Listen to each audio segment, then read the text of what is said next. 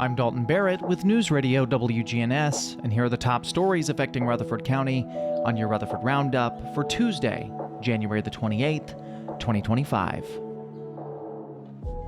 A collaborative investigation involving the Tennessee Bureau of Investigation, the Carroll County Sheriff's Office, the Henry County Sheriff's Office, and the 24th District Attorney General's Office has resulted in the arrest of a Huntington, Tennessee man. Authorities launched the investigation on Thursday, January 23rd, at the request of the 24th Judicial District Attorney General Neil Thompson, into allegations of sexual misconduct involving James Edward Thomas Jr. On January 24th, Thomas was taken into custody in the 100 block of Veterans Drive North in Huntington.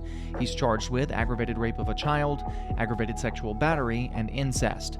Thomas was booked into the Carroll County Jail with a bond set at $275,000. State Representative Tim Rudd has reintroduced a bill for the 2025 legislative session aimed at addressing the shortage of school resource officers in Tennessee schools by allowing veterans and retired law enforcement officers to fill these positions. The proposal, previously passed by the House, stalled in the Senate last session, would apply to public and chapter schools. Eligible candidates would need to complete 40 hours of training on school policy, pass a handgun eligibility test, obtain written authorization to carry firearms on school grounds, and undergo a psychiatric evaluation and pass FBI background checks. This won't entirely solve the shortage problem, but it will help, Rudd explained. The priority is protecting our children, especially in rural areas. Veterans and retired officers bring skill and experience well suited for school environments, said McNeely McNash, a 20-year-old Navy veteran. The measure aligns with Tennessee's broader efforts to enhance school safety and provide opportunities for those with military and law enforcement backgrounds to serve in their communities. In the wake of last week's tragic events at Antioch High School, a new incident has surfaced, this time involving threats made online. A 17-year-old student has been arrested for allegedly issuing an electronic threat against the school's principal on Instagram. The investigation, which began on Saturday, culminated in the arrest of the female student by Community Crimes Unit detectives. She's been charged in juvenile court with communicating a threat to a school official. The Metro Nashville Police Department emphasized that threats against schools, staff, or community institutions are treated with the highest level of seriousness, stating those responsible will be identified and prosecuted. And counterfeit products are no longer confined to shady online deals. They're making their way into local social media sales. One Murfreesboro resident learned this the hard way after purchasing what she thought was a brand new pair of on-cloud Cloud Nova 2 running shoes via Facebook Marketplace. The buyer, who wishes to remain anonymous, spotted the shoes listed as an unworn Christmas gift that didn't fit. After negotiating the price down to $80, she arranged to pick them up at the seller's home near Walmart on Joby Jackson Parkway. However, upon returning home, the buyer realized her brand name shoes were counterfeit, with obvious discrepancies in color, quality, and craftsmanship compared to the legitimate on-cloud product. She also noticed the seller had relisted the shoes instead of marking them as sold, suggesting the counterfeit operation might involve multiple items. This incident highlights a growing prevalence of counterfeit goods being sold locally, particularly on platforms like Facebook Marketplace. Buyers are urged to approach deals with caution, especially when they seem too good to be true. The Rutherford County Continuum of Care, known as Rutherford Thrives, has been awarded $707,489 from the U.S. Department of Housing and Urban Development to further its mission of ending homelessness. This funding is part of the HUD's competitive $3.6 billion Continuum of Care grant distribution aimed at fostering community-wide efforts to combat homelessness. The Domestic Violence and Sexual Assault Center also received $132,000 from the grant, bolstering its ability to provide housing services for survivors of domestic violence.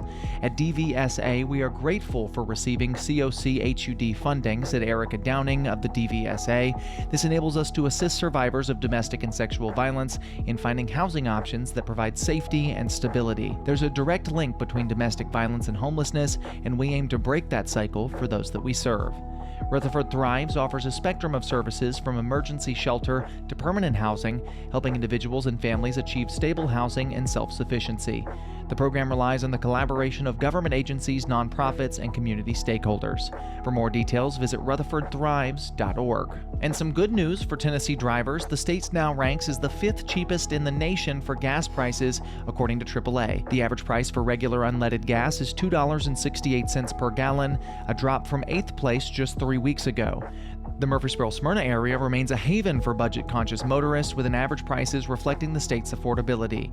Nearby Bedford County boasts even lower averages at $2.62 per gallon, while Cannon County sees prices just slightly higher at $2.94 per gallon. In an update to an earlier story, a tragic shooting at Chelsea Place Apartments on Bradyville Pike claimed the life of a 1-year-old and left the child's mother injured on Sunday. Authorities say the suspect, 24-year-old Marcarius Hampton, became angry over loud music and engaged in a physical altercation with the mother before opening fire. The infant, seated in a stroller, was struck multiple times despite the mother's attempt to shield the child. She was shot in the hand during the incident. Using license plate reader technology, police tracked Hampton's vehicle to Williamson County. He abandoned the car and fled on foot into a field. Deputies pursuing him saw a gun in his hand before discovering him with a gunshot wound. Hampton was transported to Vanderbilt University Medical Center, where he later died. Authorities are investigating whether his wound was self-inflicted or accidental. The Tennessee Bureau of Investigation is conducting an independent investigation into the incident, which has shaken the Murfreesboro community. For crisis assistance, contact the National Domestic Violence Hotline at 1-800-799-7233. And lawmakers convened Monday for a special legislative session focusing on Governor Bill Lee's Education Freedom Scholarship Act, disaster relief, and immigration reform, while protesters called for gun control in light of the recent Antioch high school shooting. The voucher program aims to provide parents with taxpayer-funded options for private schooling. Critics argue it could divert money from public schools, despite assurance that the public school funding will not be impacted.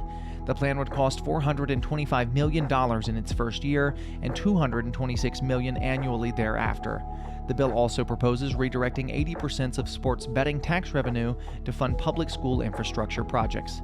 Governor Lee stated education freedom allows parents, not the government, to choose what's best school for their children.